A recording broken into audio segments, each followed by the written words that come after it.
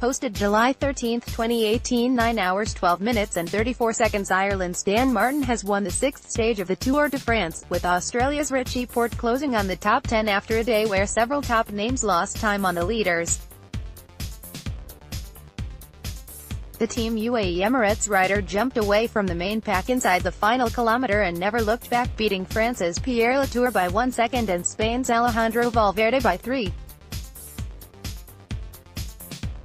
BMC rider Porte, Italian Vincenzo Nibali and Britain's Geraint all crossed the line 3 seconds off the pace after the 181-kilometre ride from Brest to Mer de Bretagne, with defending champion Chris Froome 5 seconds further back.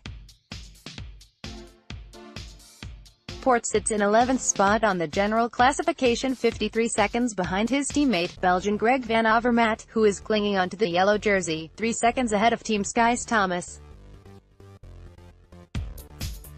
Thomas picked up 2 bonus seconds during the stage, and left Froome in his wake on the final climb as he rode away from the reigning champion with a group of the other favourites. The Welshman has been given free rein by Team Sky in the first week to race with Froome for the yellow jersey, although will be expected to revert to the role of Super Domestique after the first rest day after Stage 9. Van Avermaet is the first former Olympic road race champion to wear the yellow jersey after winning gold since 1903 and has set a target to retain the jersey until the peloton reaches Roubaix on Stage 9, which will be the next stage that could provide a general classification shake-up.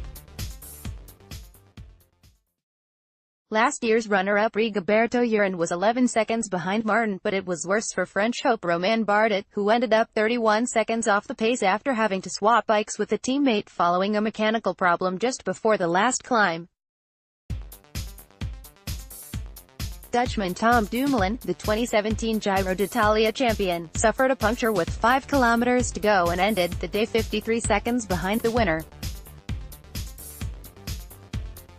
He was then handed a 20-second penalty by the race jury for staying too long in his team car's slipstream. Martin came home second the last time a Tour stage ended in Mer de Bretagne 3 years ago, and he admitted he had been obsessed about winning here, this time on a punchy climb that suited his abilities. "I thought about it, his second place in 2015, all day.